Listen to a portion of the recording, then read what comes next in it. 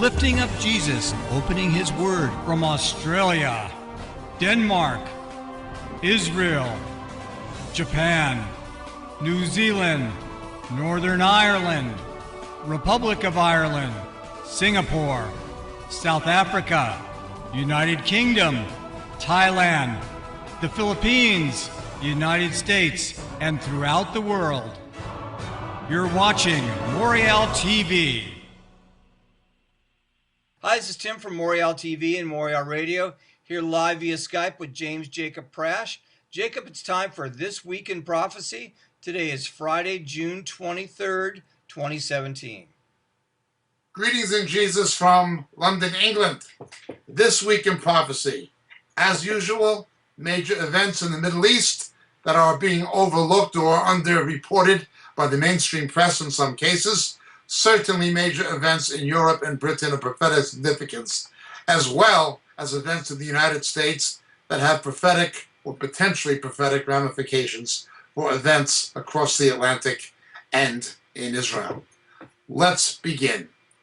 Quite a week it was. I'll begin with the Middle East this week. A number of very significant events have taken place this week that are not given pride of place in the mainstream media outside of the Middle East. I don't think that many people are aware of the importance, formatively, of these events taking place. The first major event is there has been a major adjustment in the Royal House of Saud, which is effectively the government of Saudi Arabia. A new crown prince has been appointed. Saudi Arabia's king has appointed his son, Mohammed bin Salman, as crown prince, replacing his nephew, Mohammed bin Nayef, as first in line to the throne. King Salman's decree also means 31-year-old Prince Mohammed bin Salman will become deputy prime minister while continuing as defense minister.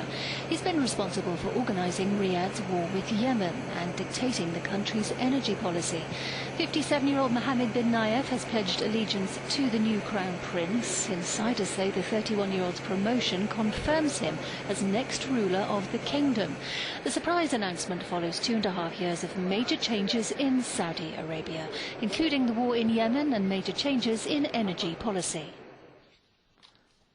Mohammed bin Salman.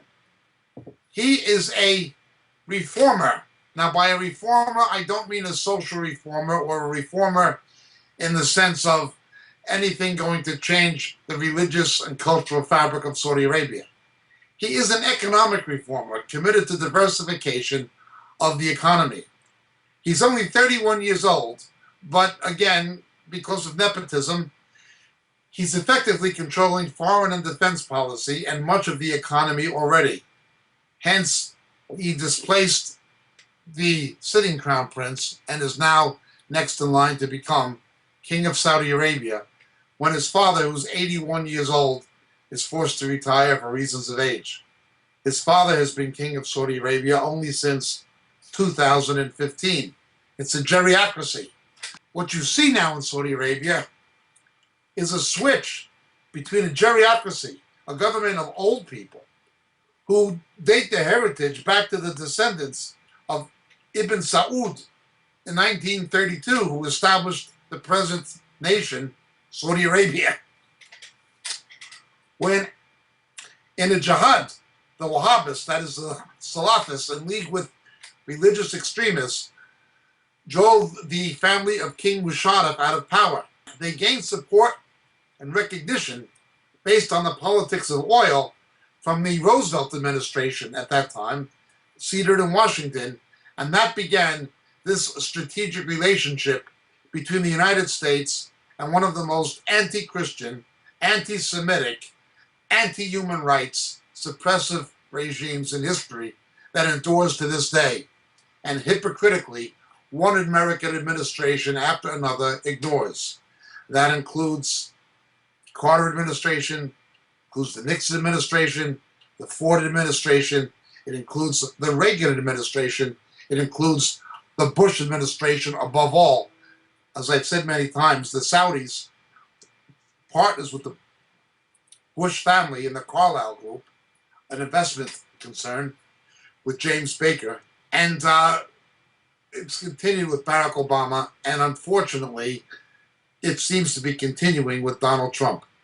He did not address the human rights issues, the Saudi funding of extremism, oppression of religious freedom, of women's rights, of human rights. He addressed none of that. Chiefly, he did not address what should be the major concern, Saudi funding of Salafism and Wahhabist extremist mosques, madrasas, and institutions in other countries, including the United States, which engender support for jihad to establish global Sharia. That is their long-term ambition. That is what their clergy teaches. And of course, the American government stands by and does nothing. And Mr. Trump has not been an exception. Perhaps not as bad as Mrs. Clinton would have been, but he's certainly no better than the others thus far in his Saudi policy. What is interesting is, though, that Jared Kushner, his son-in-law, who is Jewish, had a meeting and a dining experience with Prince bin Salman. The fact that a member of the House of Saud would literally eat with a Jew and discuss politics and business with a Jew shows you the direction the country is going. They're putting business first, and they're putting the common threat of Iran first. There are already secret liaisons between Israeli high-tech companies, the Israeli government, and Saudi Arabian business interests. Remember, the House of Saud, these several thousand princes, are the elite of that country, and they're also effectively the government of that country. There's not a distinction. It's something from the Dark Ages. It's something that a Western mind would have a difficult time understanding. The old regime, his father, his 81-year-old father, is again 81 years old. So you're seeing a shift in power now between the older generation going back to Ibn Saud of 1932 and this next generation. Now, before the House of Saud came to power with the backing and partnership of the Salafist clergy, the Wahhab, before this took place, the previous regime, the previous king of Saudi Arabia, King Musharraf, who was also pro-Western, King Musharraf stated Israel was a place for the Jews. He stated that. It was the House of Saud who came to power and changed that position, and they began subsidizing everything from the publication of the Protocols of the Elders of Zion, an anti-Semitic forgery, to radical mosques or madrasas and anti-Israel propaganda, and indirectly to terrorist-aligned interests in a number of places, including Gaza. Well, this seems to be changing with bin Salman. Again, he's not a reformer in any religious or social sense. His game is purely political and economic. Something is happening in Saudi Arabia. And it's something that has to be understood to understand the prophetic direction events in the Middle East are taking. It's very significant. The Iranian threat plays supreme. Iran and Saudi Arabia are involved in a proxy war with the Houthi in Yemen. The United States just killed the day before yesterday in an airstrike or in a drone strike one of the leaders of Al-Qaeda in Yemen, Abu Khattab al-Ghazi. Abu Khattab al-Awlaki. The United States killed him. The United States is backing Saudi Arabia in this conflict, but it's been dragging on for 2 years and it shows no sign of ending. Related to this is the Saudi Arabian fallout with Qatar. Qatar hosts Al Jazeera, and a number of Islamic countries are unhappy with its association with radical Islamic groups that are terror-related, and with Iran. Turkey and Iran have jumped to the defense of Qatar against Saudi Arabia. At this point, the cards are being played by the new crown prince. So he will make, and is making, a rapprochement with Israel. He's very concerned with Iran. He's dogged by the efforts to gain some kind of a victory in Yemen, and now a conflict with Qatar. But there is a third dimension, the Saudi economy. He has been desperate to diversify it. He is one of the chief movers on back of the plans to issue an IPO, an initial public offer, of the main Saudi oil company, Saudi Aramco. This would probably be the biggest public offer of shares in history. Largely, it's going to be brokered through London and somewhat through New York, but it will be the largest in history if it happens. There is a fear, however, among the old guard in Saudi Arabia that this will create a financial instability. In order to diversify the economy of Saudi Arabia, stability is required. But because of events in neighboring Yemen, because of the problems with Qatar, and because of the threat with Iran, stability is not there strategically from the point of view of foreign relations and defense. The fear now becomes neither will it be there financially and economically. No matter what happens, no matter what OPEC does, there is a new player at the table now, and there is nothing they can do about it. Technological improvements in horizontal drilling in the United States by American technology companies involved in oil exploration have made fracking more and more profitable at a lower and lower cost. Saudi Arabia can no longer control OPEC, and OPEC can no longer control international oil prices. Neither can Russia, even though all of these will remain players at the table. Russia will be a factor. Saudi Arabia will certainly be a factor. They can no longer be the controlling factor. So efforts to diversify the economy away from oil create an environment where the way the economy functions and has functioned for decades now is going to be progressively uprooted in a transition at a time when there is regional strategic instability, now compounded by a big economic question mark. Can he do it? Saudi Arabia is being forced to diversify its economy and to make changes. It's being forced to do so. If it doesn't, it's going to find itself increasingly in fiscal straits. Its sovereign wealth fund will eventually be eroded. Saudi Arabia subsidizes everything. It's an oil-based economy that subsidizes everything. Education, student loans, social welfare, everything is oil-based subsidy given out by the House of Saud to maintain and placate a population in order to keep the House of Saud in power.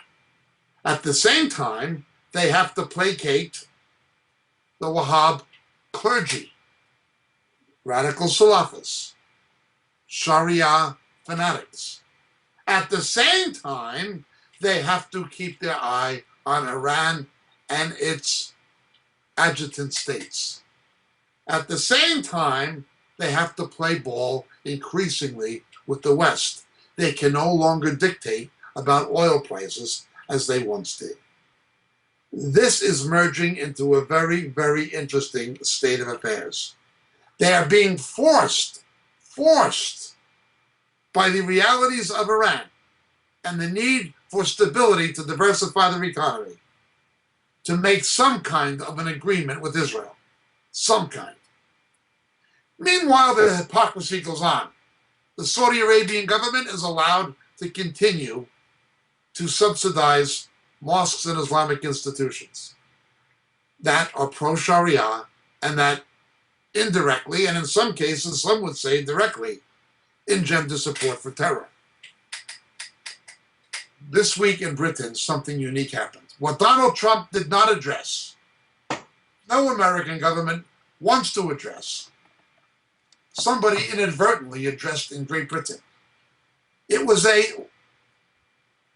left-center Labour Party politician, Emily Thornberry, who stated publicly that she's more concerned with not upsetting Britain's Muslim population, in effect, than she is with maintaining security, because there are 3,000 known radical Muslims registered with the police in Britain, who the police know about, who British intelligence know about. They're not registered by them registering, but the police maintain a database of who they are.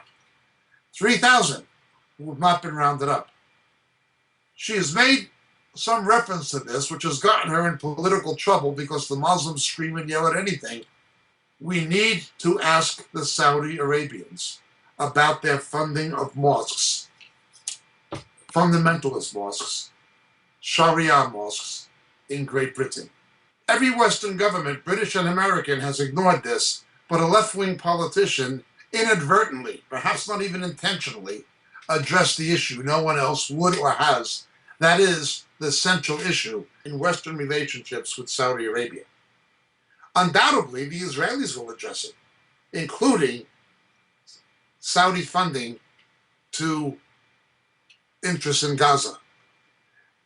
Nonetheless, again, you have a generational issue compounding the economic and strategic issue.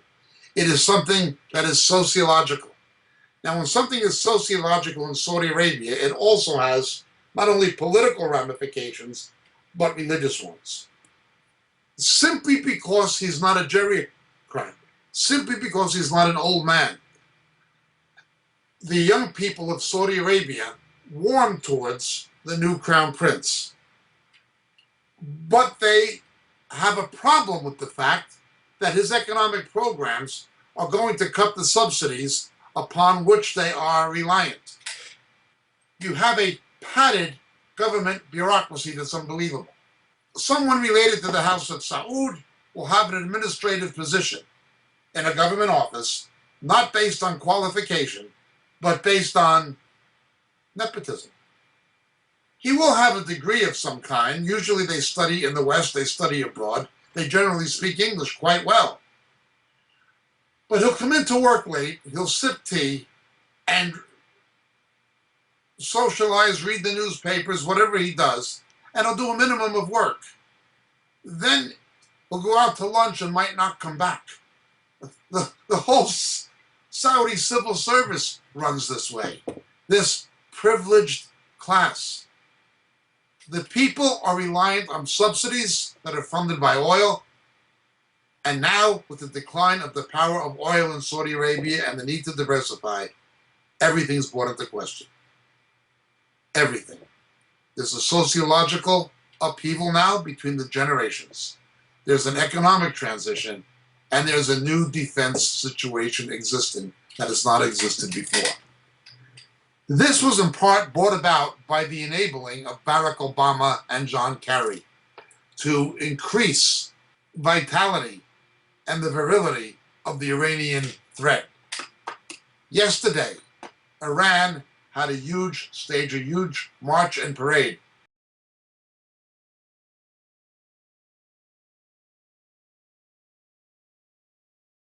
سرباز رشید نیروی زمینی ارتش قهرمان است. رژه دلاوران مرکز آموزش تکاور شهید ابوالفضل شبان یادآور صلابت حضور تیم‌های تکاور در مناطق عملیاتی برای تأمین امنیت مرزهای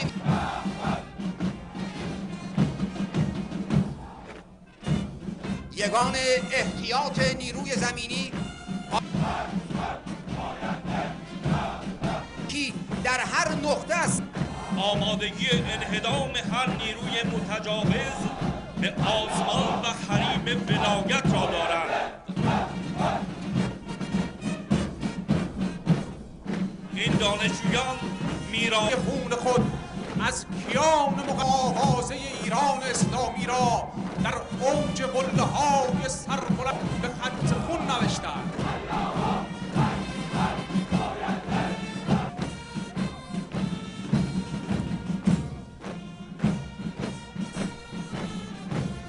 تکاوران مخلص و دریایی اشرار و تأمین مناطق عملیات مرزی بخشی از تلاش‌های هوانیروز قهرمان است.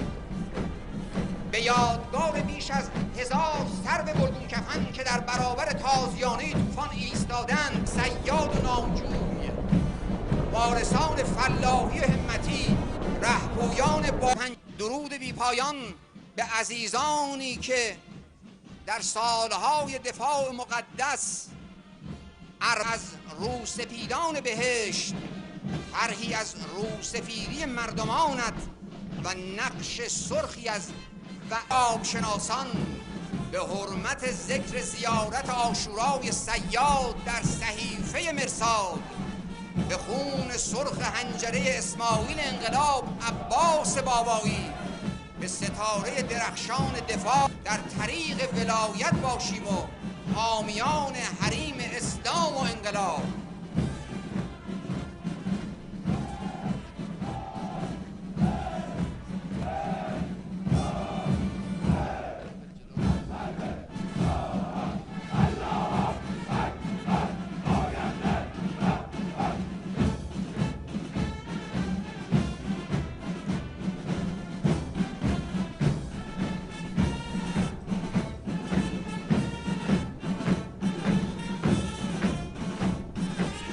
تاریخ انقلاب سرخط دفاع دلیرانه شیرویی کشوری و وطن پورهای خود را اخره گرفتند. ایران امروز بیانگر توانمندی جهادگران انقلابی و با بصیرت ارتش سرافرازمان است که با تکیه بر خودروی مینریز تاکتیکی از جمله خودروهایی است که توسط جهاد خودکفایی نیروی زمینی ارتش بهینه‌سازی و نوآوری شده و همچنین نفربر تجسسی شیمیایی هسته‌ای رادیواکتیو و میکروبی شهرام و خودروی تاکتیکی ارتقا یافته حیدر 6 و همچنین دیگر تجهیزاتی که امروز بیانگر توانمندی جهادگران ارتش سرافراز ایران اسلامی هستند.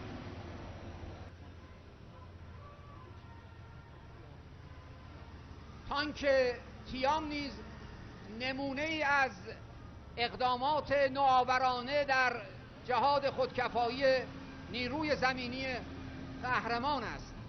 سلاح ما در جنگ نرم امروز ما هوشیاری و بصیرت انقلابی جهادگران و فرزندان متخصص ارتش حزب الله است.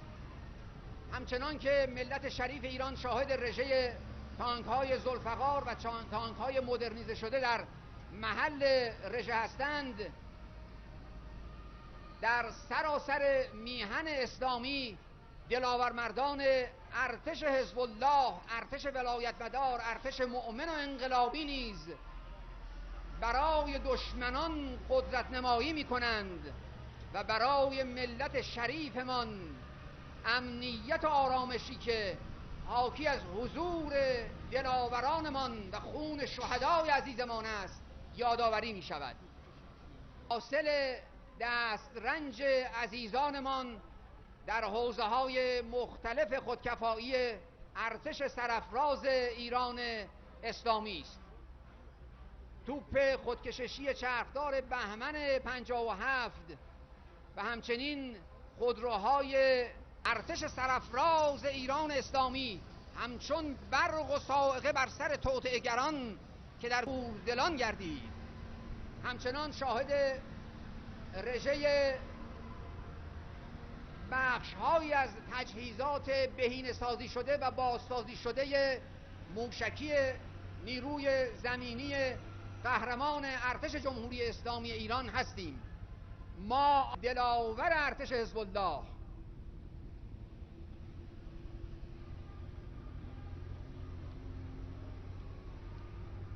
علیه السلام نردبان آسمان در کنار سنگرهای پدافندیان است که به خدا نزدیکترند و در نگاه‌هایی که آسمان را محصور خود کرده اند. ای پدافندیان قهرمان، 300 قرارگاه پدافند هوایی خاتم الانبیا هستیم که امنیت هوافضایی این سرزمین الهی را تأمین می کنند.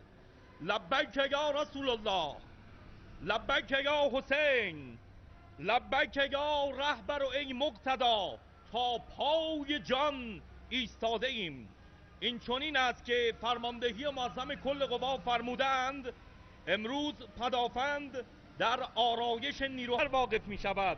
درست بود، باید پدافند یک هویت مستقل در with floats of missiles capable of reaching Israel and hundreds of thousands of Iranians chanting death to Israel, death to Israel, death to Israel. Israel can benefit from an alliance, even a secret one, with Saudi Arabia. If Israel was able to position F-15s, F-16s, and newer generation of American aircraft, F-22s possibly, in Saudi Arabia, the overflight problems and the aerial refueling problems would be solved. It would put Iranian targets and Iranian nuclear sites in easy targeting range of the Israeli Air Force and of Israeli missiles. This is what is beginning to take shape. Remember, Daniel chapter 10 tells us that Persia, Iran, will emerge as the strategic threat to Israel's existence. Quite a situation taking place in Saudi Arabia. It is very, very major. Its ramifications are huge. Meanwhile, the United States is unfortunately pressing ahead with negotiations with Abbas again, trying to revive a Middle East peace deal. Abbas, however, is trying to see Israel in a military conflict, an armed conflict with Hamas in Gaza. Abbas's game is to try to use Israel to take out his opposition in Gaza. Once that goes, the influence of Gaza in the West Bank will also deteriorate, securing his own position of the corrupt Palestinian Authority. There's no good guy in this. There's not even a true lesser of evils. Nonetheless, politics as usual prevails. Mr. Trump has not changed the equation. He's not kept his pledge to move the embassy as yet, and he's not done anything about the Saudi sponsoring and funding of radical Islam globally. Nothing. Most unfortunate. But at least he's not done it yet. But let's continue. These marches and rallies they had yesterday, this kind of fanaticism, was resemblant of the era when the Shah fell and Ayatollah Khomeini came to power. The Israelis are noticing it. Again, it was facilitated in part by Barack Obama, who gave Iran virtually a green light to go nuclear due to inadequate inspections, due to non-inclusion of ballistic delivery systems of these weapons. The Obama administration was guilty of not just of a sellout of Saudi Arabia and of Israel, but of America. Whether or not Valerie Jarrett was an Iranian al-Jahis, I do not know. Whether or not Barack Obama was an Iranian agent, I do not know. But he certainly behaved like one. He certainly behaved like one. Again, I've said this before. When we understand what he did, it would be difficult not to look upon it, in the opinion of many people who have looked at it, as tantamount to treason. Remember, his last act in office was the betrayal of Israel, facilitated with the help of left-wing American Jews, such as Charles Schumer, Debbie Wasserman Schultz, and others. 99, at the end of the last millennium and the last century, overwhelmingly, Israeli university and college students were pro-Zionist and supported Israel. By 2010, that had dropped to 84%, but still overwhelming. However, in 6 years, until 2016, and the latest statistics released, only 57% of American Jewish college and university students are pro-Zionist, are supportive of Israel. We have people who have sharpened the daggers for Barack Obama to put in the back of Israel.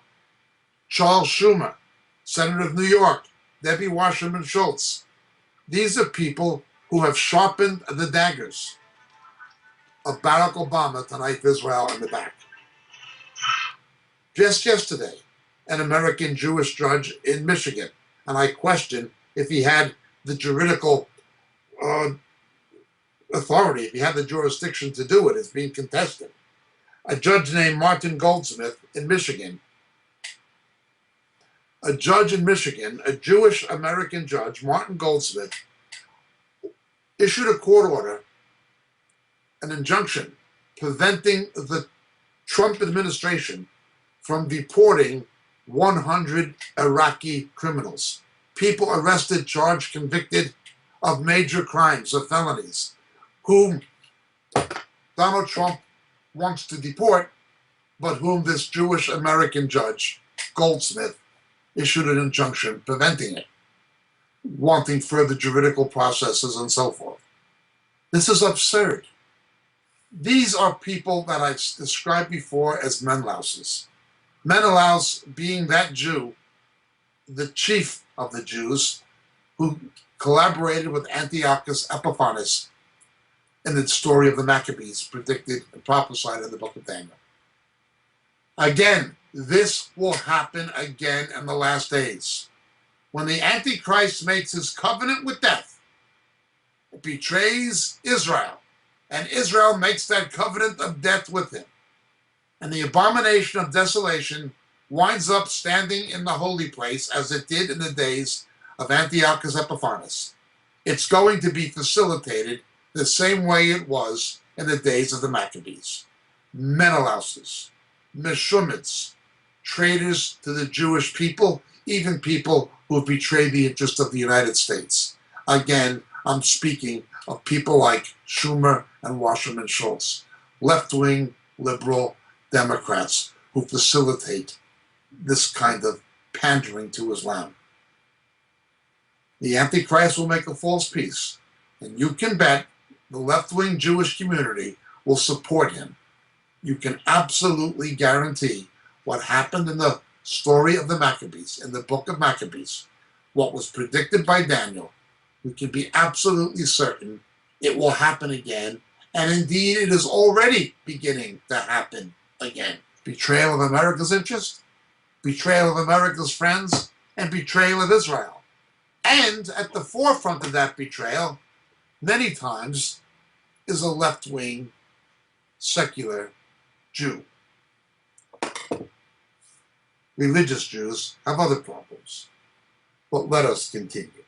Israel has seen a high-tech boom. This has indeed been a boost to the economy that was traditionally reliant on things like agricultural production, tourism, and light industry manufacturing. The high-tech boom has been a salvation to Israel because Israel has seen a drastic decrease in the tourism industry. The high-tech boom has been vital to the preservation of the Israeli economy because of a drastic decrease in the tourism industry. Tourism as an industry in Israel has decreased rather drastically. Additionally, most people are unaware of the fact that 1/3 of Israeli Jewish families live below the poverty line.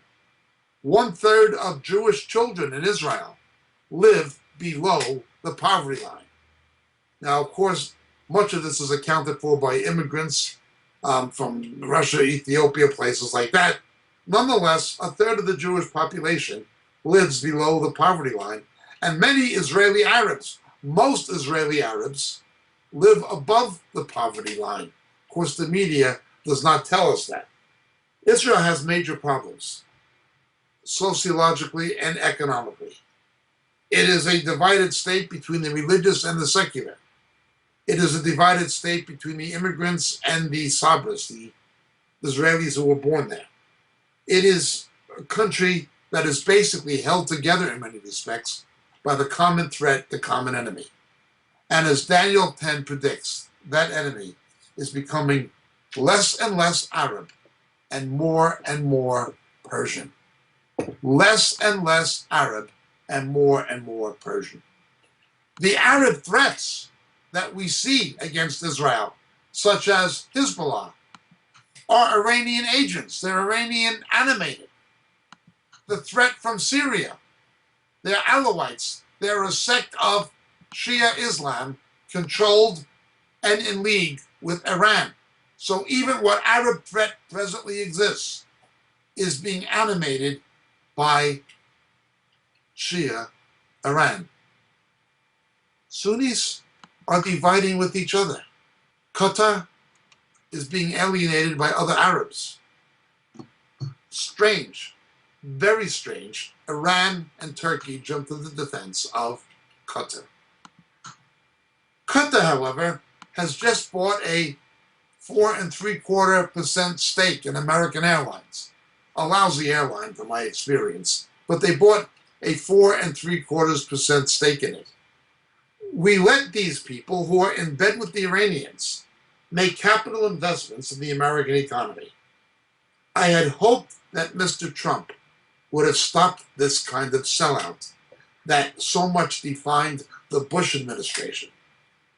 The Bush administration would have sold this country lock, stock, and barrel to radical Muslims. That's the way they were. They were in the Carlyle Group, and they just didn't care. The Carlyle Group is a global alternative asset management group. In a nutshell, they buy and sell companies using private investors' money. The story of the Carlyle Group is the story of a new kind of capitalism emerging in America. We'll start the story with this guy, Frank Carlucci.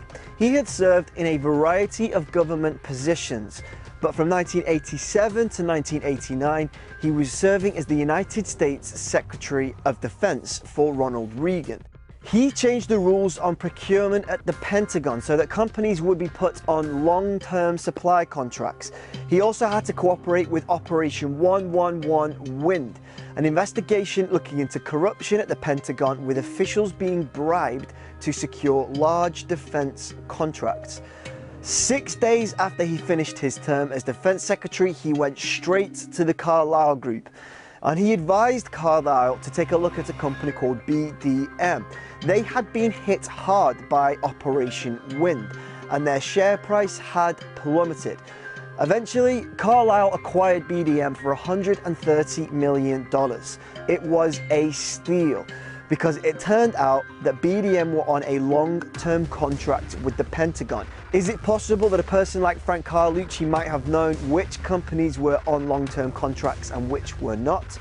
Who knows? But the Carlyle Group sold BDM in 1997 for $975 million. After Frank Carlucci came the appointment of James Baker. He had worked in politics for 18 years. He'd led presidential campaigns for President Ford, Reagan, and Bush. He'd served as Chief of Staff, as Secretary of the Treasury, and eventually as Secretary of State under George Herbert Walker Bush. He was and is a big deal. People know me. I'm kind of a big deal. But it wasn't going to just be former White House staff joining the ranks at Carlyle. Before long, the former president himself, George Bush Sr., would be giving speeches on Carlyle's behalf. He was senior advisor to Carlyle's Asia Investment Board. Neither the Carlyle Group nor the former president have been forthcoming in the way that he was remunerated for his relationship with the Carlyle Group. The former South Korean president, Park Tae-jun, was also now working for Carlyle, and he'd helped them secure nearly $1 billion in Koram Bank. So when George Bush Jr. gave the United States a pretty radical change in policy towards North Korea, North Korea is a regime arming with missiles and weapons of mass destruction while starving its citizens. States like these and their terrorist allies constitute an axis of evil, arming to threaten the peace of the world by seeking weapons of mass destruction. It did not go down well in South Korea.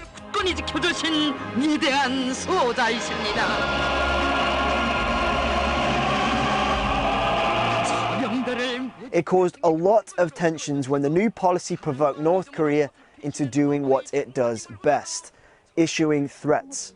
and threats and instability are not good for business. It was widely reported at the time that Daddy Bush, still acting in his role of Carlyle's Asia advisor, sent a strongly worded memo to his son through a former ambassador, and he argued that he should continue negotiations with North Korea, and sure enough, by July, the Secretary of State announced that talks with North Korea would resume. Perhaps it was simple fatherly advice. Nevertheless, it showed just how much influence Daddy Bush had over policy in the United States, whilst he worked for a private company profiting from decisions that government made. Send every available ambulance, everything you got to World Trade Center now. Before long, the Carlyle Group found themselves at the centre of a huge controversy. On September the 11th, 2001, Carlyle were holding their annual investors' dinner in Washington, D.C. In attendance was James Baker, Frank Carlucci and George Bush Sr., who left on the morning of the attacks. Also in attendance was a man by the name of Shafiq bin Laden, the half-brother of Osama bin Laden. And it was just 6 days later that George Bush Jr., the current president, would name Osama bin Laden as the prime suspect. There's an old poster out west, as I recall, that said, "Wanted, dead or alive." The bin Laden family maintained they had severed all contact with their estranged brother in 1991 when he lost his Saudi citizenship. But the connections between Bush Sr. and the bin Ladens through the Carlyle Group raised a few eyebrows in the United States at the time. Carlyle said that the bin Laden family had invested just $2 million. But other sources said the actual amount was much higher. The Wall Street Journal ran an article suggesting that Bush, Baker and Carlucci had all met with the bin Laden family at their headquarters in Jeddah on more than one occasion, and that in the ensuing war on terror, the bin Laden family might actually profit from the hunt for their own brother because of their investments in Carlyle. So Carlyle were forced to terminate the relationship between themselves and the bin Laden family, and it was all pretty embarrassing. But they managed their way through the PR catastrophe quite well. Cynthia McKinney, who sat in the House of Representatives at the time, said it is known that President Bush's father, through the Carlyle Group, had at the time of the attacks joint business interests with the Bin Laden Construction Company and many defense industry holdings, the stocks of which have soared since September the 11th. It all looked pretty damning on paper. The President of the United States was the son of George Bush Sr., who was involved in the work of the Carlyle Group, which managed investments from the bin Laden family, which looked set to profit from the war which was already being spoken about. Our war against terror is only beginning. It wasn't made much better when the president, George Bush Jr., announced a massive increase in defense spending in 2003. My budget nearly doubles funding for a sustained strategy. It was made all the more potent by an earmark in the defense budget of $476 million for the development of a mobile howitzer gun called the Crusader, which was manufactured by a company called United Defense, who were owned by, you guessed it, the Carlyle Group. Carlyle's head of communications, Christopher Ullman, would later say it was one of Carlyle's best investments. Defense contractors weren't the only companies increasing their share price in the years following September the 11th. Intelligence agencies were starting to swell too. For more information about that, take a look at our video on the history of NSA wiretapping. It's there. So in 2007, George Bush, as you guys know, would announce Mike McConnell as the Director of National Intelligence from his previous role at Booz Allen Hamilton. 1 year later, right in the middle of his term as Director of National Intelligence, the Carlyle Group made their move to buy Booz Allen Hamilton. In 2008, Mike McConnell headed straight back to his former employer, now a Carlyle Group company. Needless to say, Forbes reported that from their initial $910 million investment, the Carlyle Group made a tidy $2 billion in realised and unrealised profits from the Booz Allen Hamilton deal. It's probably worth noting at this point that Mike McConnell had served as head of the National Security Agency from 1992 to 1996, and he was nominated to that position by George Bush Sr. Let the Saudi Arabians have whatever the Saudi Arabians wanted. Things have not changed significantly, to the extent that things have changed at all. But now let's go further. Turkey strategically is the bridge between the Middle East and Europe. It was the cultural bridge between the two. Its founder, who came out of the Ottoman Empire, Ataturk, wanted Turkey to be sort of the way Japan is. Japan has a culture that is a mixture of Western and Eastern, but it has a Western parliamentary democracy government, and it has a Western economy. That is the way that Ataturk envisioned Turkey. There would be a separation between religion and state, that the culture would be a hybrid between Western European culture and Oriental culture, and it would be economically and politically a Western country, much the way Japan is an Eastern country that is also a Western country. South Korea similarly, Singapore similarly, Taiwan similarly, Japan quintessentially. That was the original vision. Now there's a move away from it, a move to revive the Ottoman Empire under President Erdogan, a nationalist Muslim, an Islamic nationalist. No friend of Israel. We can say much about him and his ventures. He is a very, very unreliable ally within NATO. He has his own agenda, and he is pushing Turkey in the direction of Sharia, of Islamicization of the general culture, as opposed to a secularization of the general culture. He also is similarly dogged the way the Saudi Arabians are in Yemen with his struggle with the Kurdish people. There are 20 million Kurds who've been denied their own state for generations. They are in northern Iraq. They are in Turkey. They've never been treated rightly by other Muslims.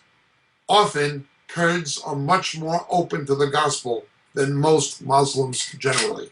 They're the most pro-Western, and they're the only people group in Iraq of any size that the West can trust are the Kurds. They're the only ones you can, to any degree, trust that are of any size. The Christians, of course, have been largely driven out or killed by ISIS and so forth. So he has his struggle with the Kurds. And like all Islamic nationalists, he continues to deny the Armenian genocide when 2.1 million Armenians were murdered by Turkish Islamic nationalists. Most of these Armenians, in fact all of them, were Christians, some of them evangelical Christians. Again, this is a Holocaust that they deny. Turkey has a national policy of Holocaust denial, much the same as Communist China has a national policy of denying that Tiananmen Square ever happened. Turkey denies the Holocaust. Japan was silent about its atrocities perpetrated against the Filipinos, the Chinese, and the Koreans. Germany was forced by the Allies to recognize what they did in the Holocaust. Turkey has never even admitted it has happened. And Erdogan is staunch in this heritage dating back to the Ottoman Empire. He wants to, in some way, revive it. Now, you have to understand, much of coastal Turkey around Izmir, that was the biblical city of Smyrna, those were indigenously Greek areas captured and colonized, occupied and colonized by the Turks and turned into Turkey. Those were Greek regions. Across the Bosporus, the Topkapi area of Istanbul was Constantinople. It was a European city, taken captive, occupied, and Islamized again by the Turks.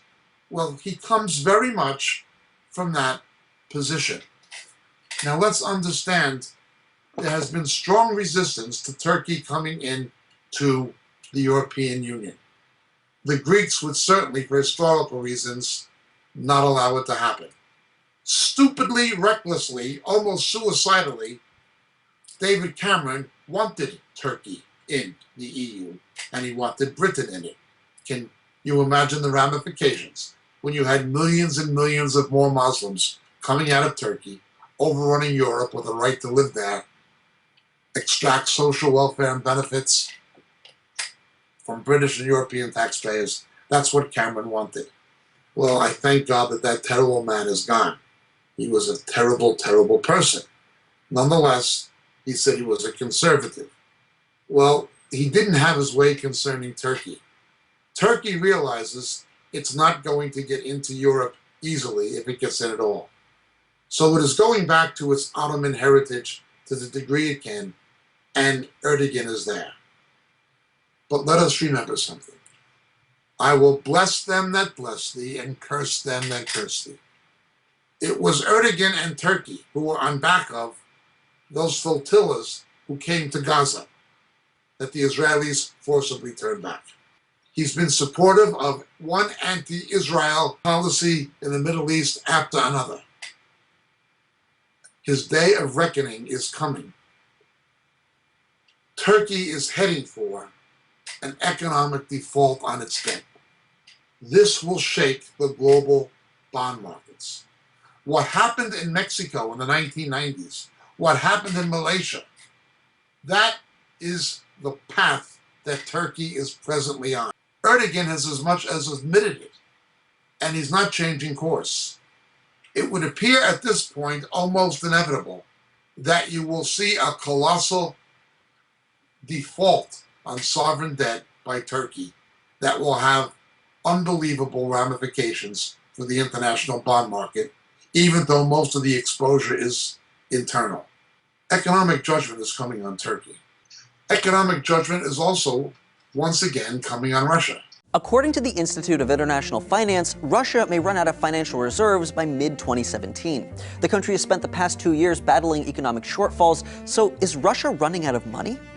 Well, since mid-2014, Russia has seen an ongoing recession, with wages adjusted for inflation dropping nearly 10%, and inflation itself as high as 15%. The country's currency, the ruble, has fallen dramatically in relation to the dollar, doubling from about 34 rubles per dollar to nearly 80 rubles per dollar in just 6 months. Many blame these economic troubles on collapsing oil prices and international sanctions. In 2014, Russia invaded Ukraine and annexed the territory of Crimea. In response, the European Union, United States, and a number of other countries imposed economic sanctions on Russian trade, businesses, and individuals. Some foreign assets were seized, debt financing was reduced, and a number of goods were prohibited from trade. Most importantly, many of these sanctions targeted the country's state-owned oil exports. In fact, oil is the leading cause for Russia's current economic crisis. Around the same period as the annexation of Crimea, oil prices worldwide collapsed. Saudi Arabia flooded the tightly controlled market, outpacing demand and cutting costs significantly. Although it's believed that this was done to halt U.S. investment in alternative sources of oil, it also affected nearly every country dependent on oil for revenue. The cost per barrel dropped from roughly $99 in June of 2014 to less than $42 on average in 2016. In response, Russia lowered its oil export dependence from 50% of its revenue in 2014 to just 37% in 2016. Budget officials also based the 2016 budget on oil prices being $50 a barrel, but as the years progressed, the real price has averaged to be considerably lower than expected. One of the biggest consequences of this recession is the country's massively depleted reserve fund. This fund is used to shore up the yearly budget, which is based on what the government projects it will receive in taxes and exports. But for the past 2 years, those predictions have fallen short. As of September 2016, this fund held roughly $32 billion, which is less than a quarter of what it was at its peak in 2008. But all of this doesn't mean that Russia will run out of money entirely, since the country boasts a GDP of roughly $1.3 trillion. but it would likely mean that the remaining shortage would come from Russia's welfare fund. The roughly $70 billion fund is intended to serve as capital for future pensions, as well as any major investments, such as infrastructure. Russia could use the fund to solve budget issues in the short term, but be left without any prospects for improvement in the future. Oil is down below $45 a barrel again and heading south. Like Saudi Arabia, Russia failed to diversify its economy. Instead, Putin tried to rebuild the Soviet war machine. That's where he put the resources instead of in economic redevelopment and improving the infrastructure of Russia, which is horrific. You drive 10, 15 miles outside of Moscow or St. Petersburg, it looks like the third world. I've been there, I've seen it. Yet they have a war machine and he's always rebuilding it and fine-tuning it. That's exactly what brought down the Soviet Union. And it's what he's doing again. I explained this before. For every dollar oil drops, that's $2 billion of lost revenue a day to the Soviet economy. $2 billion. For every dollar that goes down, it's $2 billion in lost revenue. Quite a situation Mr. Putin has. Now, he's been managing it so far by rearranging the deck chairs on the Titanic. He's already seen major devaluations. Sooner or later, something is going to give in Russia. What men like Putin and what men like Erdogan do when they get in economic trouble, that becomes social and political trouble, is they begin saber rattling. Again, sharpen the swords for Gog and Magog. I'm not saying it as a prophecy, but it's not difficult to see how quickly such a scenario can transpire. Well, let's go further. Let's move on this week from Israel to Britain and Europe. In Israel,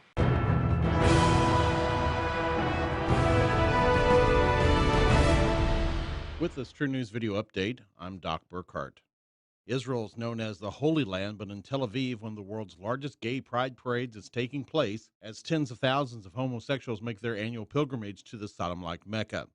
An estimated 200,000 people, including 30,000 tourists, participated in Tel Aviv's gay pride parade on Friday, leading into the Sabbath, according to the Israeli Foreign Ministry. The 18th annual Gay Pride Parade in Tel Aviv was expected, as it always does, to draw thousands of Israelis and a large number of guests from abroad to march in the colorful parade and express this minority group's mixed feelings. Pride over the community's achievements mixed with frustration of what they feel is the discrimination still inherent in today's laws and their demand to honor every person's right to choose, quote, whom they love, unquote. I came to take part in the gay parade for two reasons. First of all, it's my party because I'm gay for many years. And I was part of making this place and making this country opening to gay. And there is other reason that we try to make change in Israel, to become more open to different people. And this gay parade is just part of being different. This homosexual marching in Israel has become almost a social phenomenon in Israel, almost a cultural upheaval in the face of the religious. Thus far, it is Tel Aviv, but now Beersheba. Now, Beersheba is a religious city in Israel because of the heritage of Abraham and the patriarchs. Remember, the real aim of Satan and of the homosexual and lesbian agenda is Jerusalem, Sodom and Egypt, where our Lord was also crucified. Fast forward, here we are in London. In North Kensington, an area of London saturated with immigrants from North Africa, many of them Moroccan, there was a towering inferno called Grenfell Towers this past week. The cladding on the building, it is believed, may have contributed to the fire, but now they're saying the insulation actually spread it quickly, causing massive asphyxiation and people being incinerated alive. a disproportionately large number, a majority of the people living in that tower block were Muslim families, were Islamic. Majority. It is said that they were calling out Allahu Akbar from the flames as they were incinerated alive. One can only wonder what Muslims think of being in a tower being incinerated alive, as the Muslim extremists did on September 11th in New York. They're not immune from the same thing, although it was on a much smaller scale. Whether or not this is divine retribution for the terror attacks perpetrated in Britain by Muslims, bearing in mind that in every poll, 2/3 of Muslims would not notify the police authorities if they knew of a terrorist attack. 2/3 are de facto supporters of radicalism, in effect. I cannot say that this is God's judgment. I think it's a terrible tragedy. I think it's a human tragedy. There were many non-Muslims killed in it, and there were many children, Muslim and non-Muslim. It was an absolutely horrific scene to behold. The pictures on the internet are unbelievable. A flame that huge going through a building that high and people being trapped in it when the building was actually toasted black. I drove past it the other day on my way into London and I saw it. It is unbelievable what it looks like. It's unbelievable what it looks like. However, adjacent to it is a small evangelical church of African and English saved, born-again Christians. Godly people. They're called the Tabernacle. They're pro-Israel. They have a table with a menorah on it. This church was the number one distributor of emergency aid to the families who did manage to escape the Grenfell Tower. Bearing in mind that even the ones who escaped likely lost family and even more than one family member. The clothes, the food, the baby food, the blankets, everything was pouring into this little evangelical Pentecostal church of African immigrants and some English people. Flames could still be seen flickering through the windows of the Grenfell Tower apartment as residents from across London sprung into action to help survivors of the devastating fire. A relief centre not far from the disaster has been set up, and many Londoners have come with bags and even whole shopping carts of food, water and clothes, offering much-needed help to the victims. Temporary shelters have also been set up in a nearby gymnasium and other neighbourhoods. I live opposite. I looked out of my window and I could see the whole thing in terrible fire. I was shocked.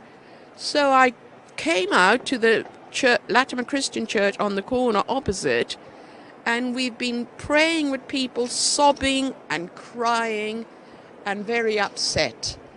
And we've been hugging them and praying with them and giving them tea and coffee and water. It's very, very sad. We have to watch people inside being burned to death, and we can't stop it. At least 12 people have been killed in the inferno, and the number of deaths is expected to rise as many remain missing. My husband's family were living there. And is your husband's family okay? 3 of them, yeah, but we couldn't find my father-in-law. The Grenfell Tower apartment block was home to about 600 people. Beautiful people who are known for preaching the gospel in Speaker's Corner in London. Beautiful people. Some Moriel associates were there helping with the distribution efforts. I don't delight in the dying and the killing of Muslims. I don't delight in my enemies being destroyed. I'd rather see them turned to Christ. And I understand the Islamic fundamentalist mentality, where kindness is seen as weakness, where there's an entitlement. They believe you must pay a penalty for not being a Muslim. They're entitled to it. The infidel should pay them as the price of not being a Muslim. That is the doctrine of fundamentalist Islam. You have to pay this. We've spoken about this before. I understand all of that. Nonetheless, I thank Jesus that there were saved believers right on site, loving their enemies. These same people would have been persecuted in Islamic countries. But in Britain, they were loving their enemies. They were taking the babies, the children, the families. They were giving them food. They were giving them blankets. They were giving them clothing. They were welcoming them in with the love of Christ. God bless this church. God bless those believers and those Christian volunteers who were there. May the Lord use this tragedy to cause those families, Muslim and non-Muslim alike, to seek the Lord Jesus. You know, they called out in the flames, Allah, Allah, Allahu Akbar. Well, they found out Allah is not Akbar, He's not great. And they found out that they called out to a God who doesn't even exist. They may look upon the aid given by Christians as the demi, the penalty for not being a Muslim to which they're entitled. They can look upon it how they like. When people are desperate and they see the love of Christ in true believers, they cannot deny it, no matter what their conditioning and programming and propaganda. It was a terrible, terrible tragedy. May the true God comfort every one of those families, and may the Lord God of Israel bless that faithful little church. Well, let's continue. Amidst the horrific cycle of Islamic terrorist attacks we've had outside Parliament in Manchester and then again at London Bridge, a British nationalist took a vehicle and ran over 10 Muslims, killing one outside of a mosque. For years, I warned this was going to be inevitable. For years, I warned it would be inevitable. The failure of the British and American and European governments to stand up to radical Islam, to stop the immigration of fundamentalist Muslims, to stop the movement to enforce Sharia on Western democracies, the failure to round up these radicals and deport them, the failure of the British government to act, the failure of Cameron, the failure of Theresa May, the failure of Tony Blair, the failure of the British government to do what needed to be done. And it's not just Britain. The ugly betrayal of America by George Bush and the Bush administration, continuing express visas for Saudi Arabians a year after September 11th, despite most of the hijackers being Saudi Arabians. Just a betrayal of America. Certainly the betrayal by the Obama administration, and now the betrayal of America by these left-wing judges who we can't vet, who are trying to kill us, even after Orlando, even after San Bernardino. This outrageous insanity we've seen in America and in Britain, and certainly in France and in Germany by Angela Merkel, etc. This insanity has a ramification. They are going to force people to defend themselves. If governments will not protect the people from radical Islam, people will be forced to protect themselves, their families, their neighborhoods, and their countries, because corrupt politicians will not. Now, I do not agree with running these Muslims over. I do not sanction it. I do not endorse it. I'm simply saying it is a predictable and inevitable reaction. And unless governments stand up to radical Islam and to the issue of the immigration of fundamentalists and to the imposition of Sharia on Western countries, unless they carry out the deportations of Muslims necessary and the closure of fundamentalist mosques and madrasas and Islamic institutions that are Wahhabist, that are Saudi-funded institutions that promote Sharia and engender support for terror. Unless our own governments stand up and do that, people will have no choice but to defend themselves, their families, their neighborhoods, and their countries. What this man did was wrong. I don't think he should get the Victoria Cross. I don't think he's a hero. But I don't want to see this kind of thing happen again. But it will happen again. In fact, if governments do not change their policy, it's inevitable. It must happen again. And when you get an administration, a government like Trump, who at least makes some effort to stop it, the political left, the mainstream media, and judges who should be removed from the bench prevent them from doing it. What are people supposed to do? I lost family on September 11th. I've seen terrible terrorist attacks in Israel. I've seen all kinds of things. What are people supposed to do? Continue to listen to the lies that it's all Islamophobia? Continue listening to the lies of left-wing academics, the lies of the mainstream media, the lies of judges who should be thrown off the bench into the gutter of judicial history where they belong. Listen to the lies of left-wing politicians. No. People will stand up and defend themselves if their governments won't. It's inevitable that this happened. I don't like it. I don't agree with it. I'm sorry it happened. I don't want to see it happen again, but it will happen again unless government stands up and does what it needs to. But the Conservative Party and the Labour Party and the Liberal Democrats, above all, in Great Britain, we can be sure, will put politics before people. They'll put political correctness before common sense. They will put not offending the radical Islamic community before the lives and welfare of British citizens. They will do that. The same as they turned a blind eye to the trafficking of white women by Islamic criminal gangs in Rotherham, England, so as not to offend the Muslims. Same as Mueller. Yes, the special prosecutor changed the training manual at the demand of the Saudi-funded Council for American Islamic Relations for counter-terror to remove things that Muslims found offensive, such as saying Islamic terror. The FBI has removed material that may be offensive to Muslims from its anti-terror training guidelines.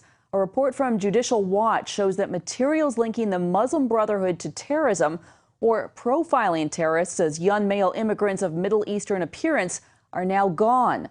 The Bureau calls such references unsuitable in the current political context. An independent group of subject matter experts reviewed the FBI's training curricula on counterterrorism.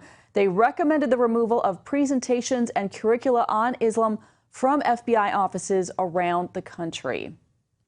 This is Mueller. This is the kind of political riffraff we have in power, in the courts, in the judiciary, and too often in elected offices. Canada has gone from one of the most common sense countries under its former prime minister to something that's gone completely insane. It has a legislation called M130, where if you speak critically of Islam, it's a hate crime. Even if you express an opinion, you can be prosecuted as a hate crime. It doesn't cover anti-Semitism or anti-Christian or anti-Hindu or anti-anybody else. It's only about Muslims, privileged class. And of course, it's backed by Mr. Trudeau, their new prime minister. His father was an absolutely inept political farce, and he's no different. Canada has almost lost its mind. This week, a Canadian court has ruled sex with animals is legal.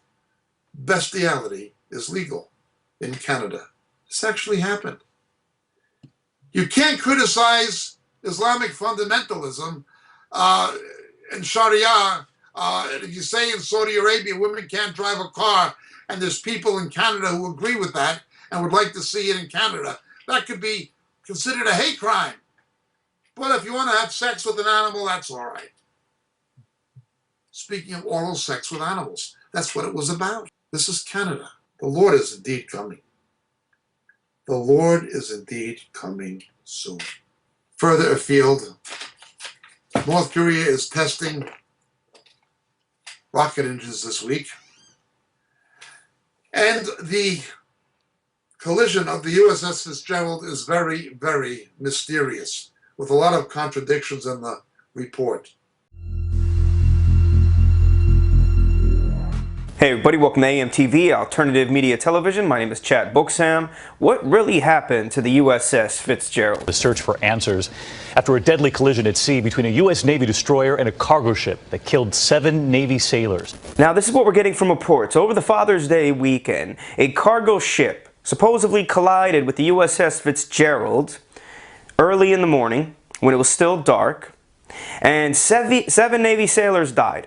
And they died because a gash in the bottom of the Navy vessel let in so much water, the ship was about to sink, and they had to close the hatch or the whole ship would have went down.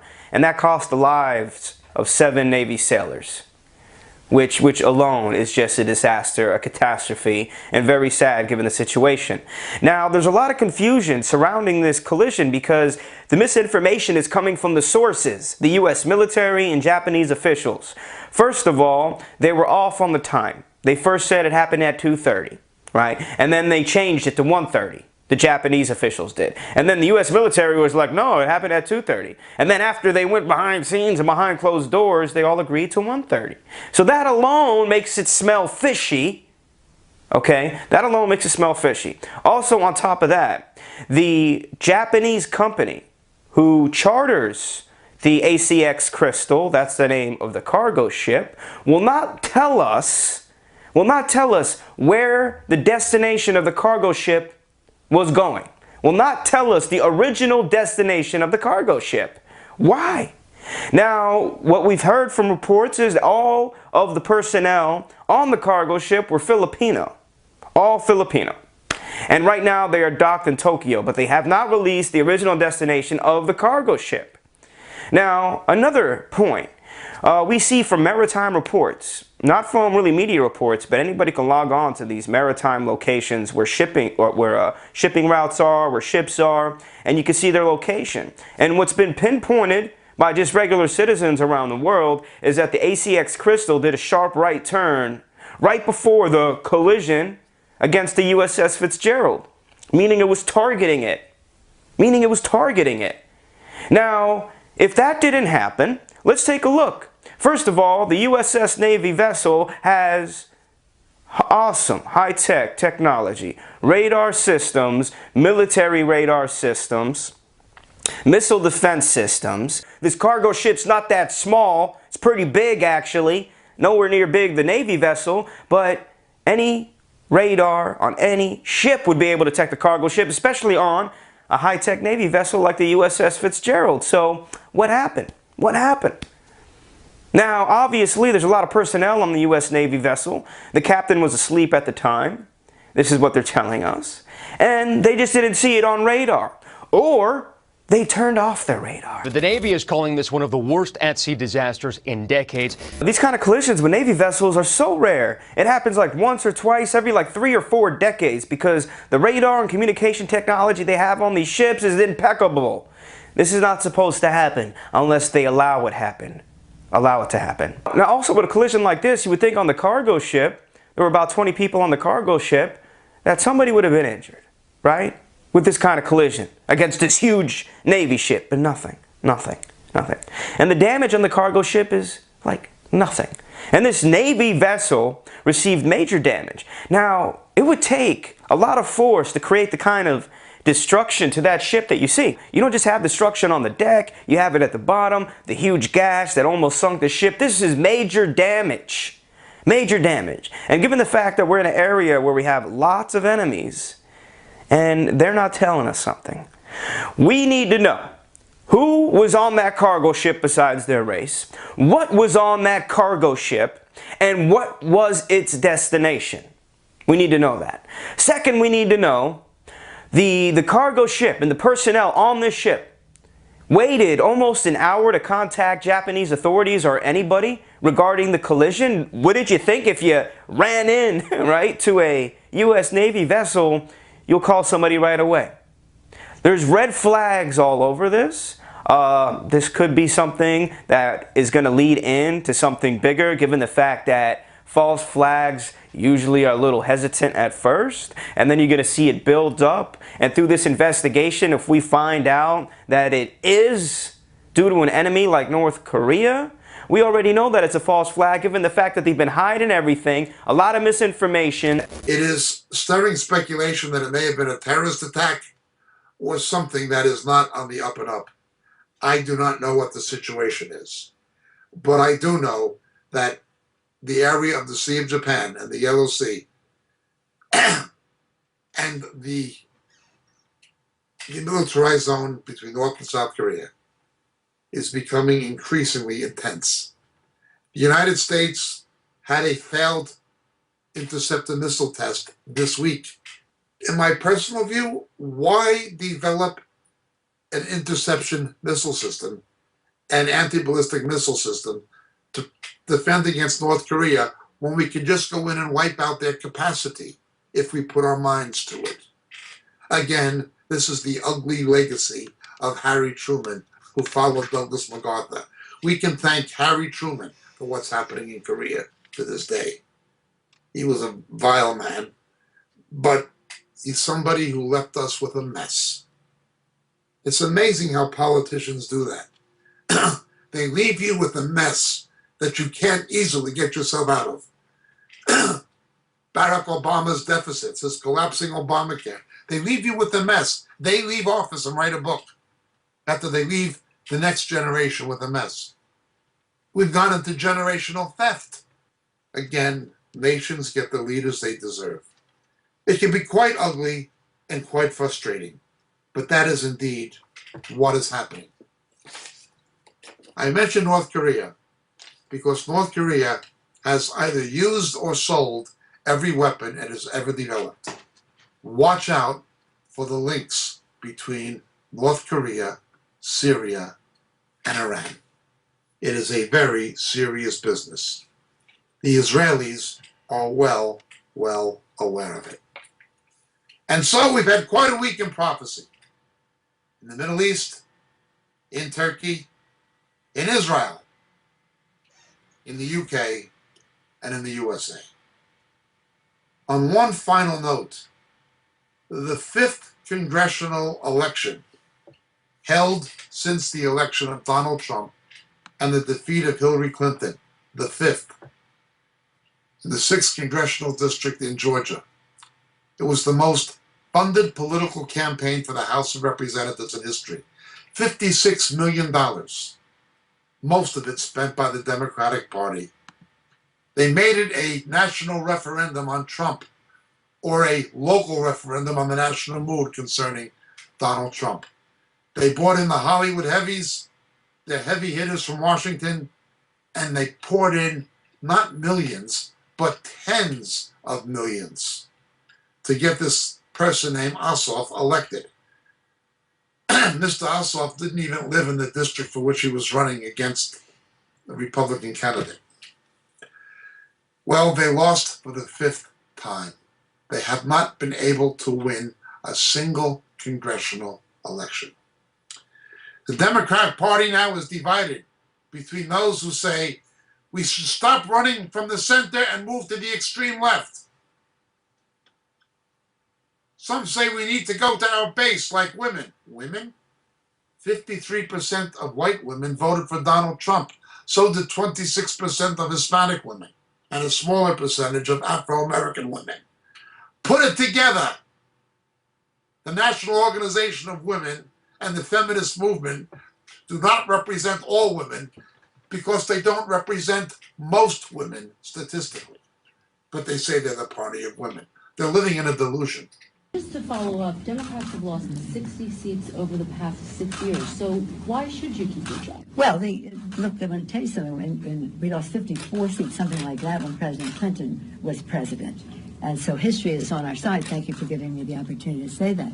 When President Clinton was elected in 92 and 94, I think it was 54 seats the Democrats lost with a Democrat in the White House. When President Bush was president, we won the Congress, winning over 30 seats of the nearly double what we needed to win the Congress. When President Obama was president, again, the 60 seats you referenced. So again, we have a Republican in the White House we believe there's real opportunity. Now, it's not a slam dunk.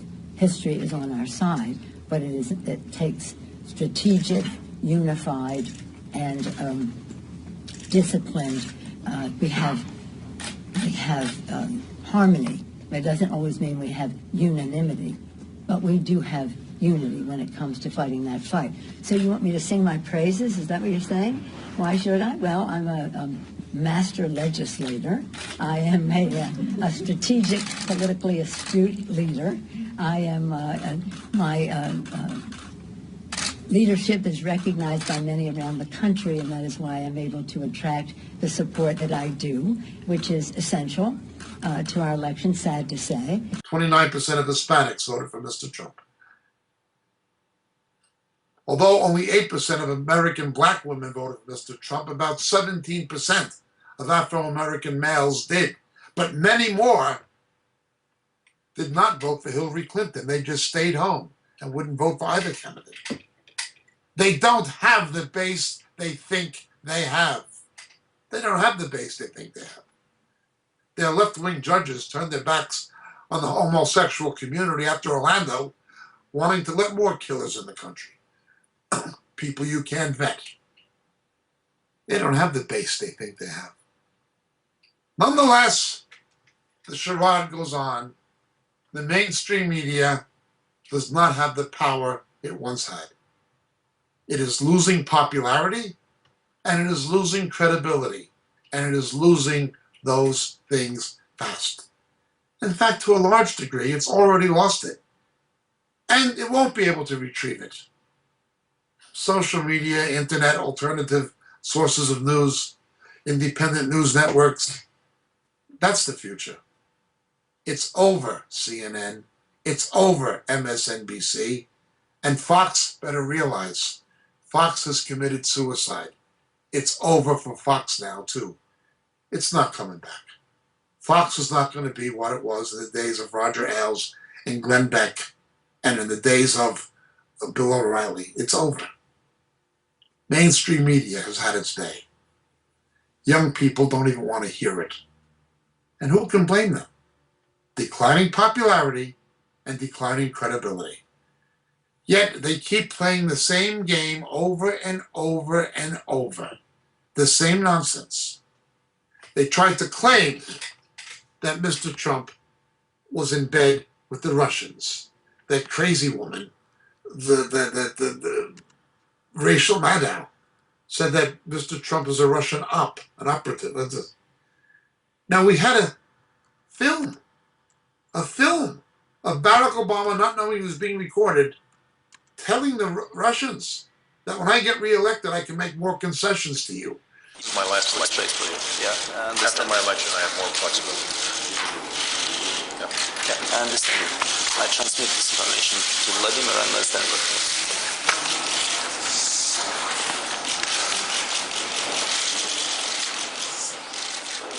If anybody was in bed with the Russians, it was obviously Barack Obama, but the mainstream media didn't say a word.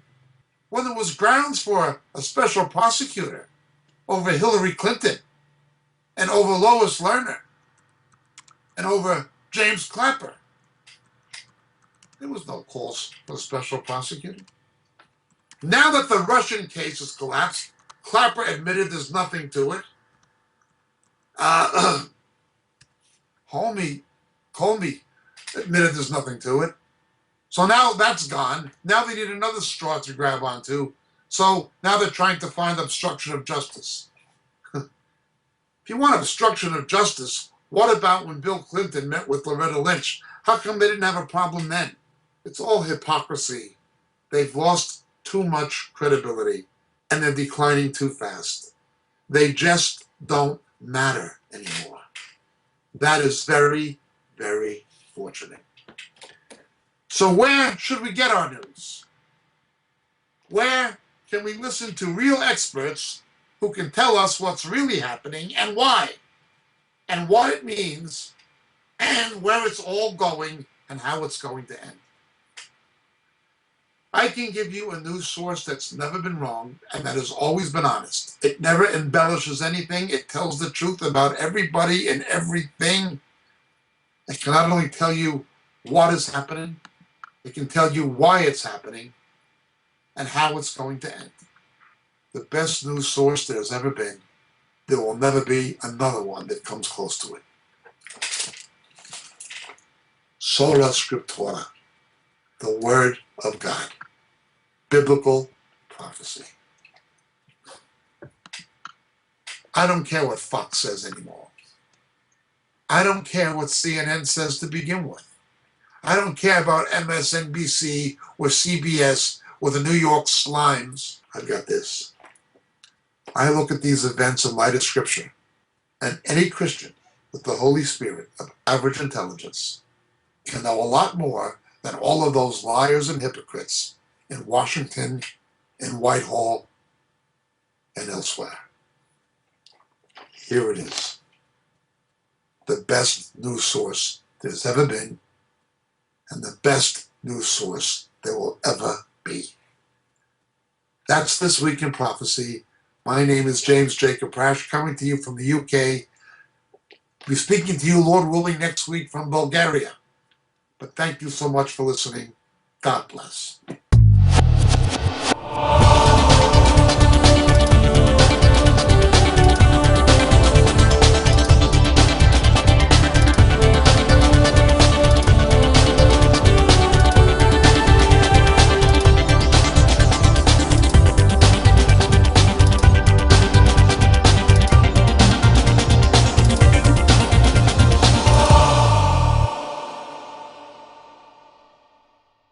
Blessings, dear friends. Greetings in Jesus. This is your friend Jacob Prasch speaking to you at the moment from the UK. You know, so many of the questions we get in our Roku broadcast and our Vimeo clips and on YouTube deal with subjects that we deal with much more extensively in our books. We can't, for the sake of brevity, go into the kind of depth in a TV broadcast we can actually go into in a book. But so many of the questions come from material that are expounded in the books on a much more broader scale that it's almost frustrating sometimes that we can't spend hours and hours answering the questions that are given to us. Obviously, practicality dictates that's not a possibility. The books are there. They're available. They're available in print through the Moriel catalog on the Moriel website, moriel.org. But in this day of Kindle and electronic books, they're also available through Amazon, and they're available through Kindle. The three books that would be the most referred to in the questions we receive are the three latest books. The first being The Dilemma of Laodicea. The Dilemma of Laodicea. It's an exposition of the seven churches in Revelation, culminating with the final two churches, Philadelphia and Laodicea particularly, setting the stage for the return of Jesus. The Dilemma of Laodicea would be the first. The second would be Shadows of the Beast. Shadows of the Beast. How the coming Antichrist, how his identity will be revealed to the faithful church. The rapture will not happen. Will not happen, absolutely not happen, until the faithful church knows who the ultimate beast of Revelation is. That is the Antichrist and also the false prophet. How the identity of the coming Antichrist will be revealed to the faithful church. Shadows of the Beast, the second book. And the final and latest one, Harpazo. Harpazo. What the scripture actually teaches about the rapture, the snatching away which takes place between the sixth and seventh seals in the book of Revelation. So these three books, The Dilemma of Laodicea, Shadows of the Beast, and Harpazo, all available in the Moriel catalog, all available through Amazon, and all easily available electronically by Kindle. Thank you so much, dear friends. God bless. May Jesus be with you.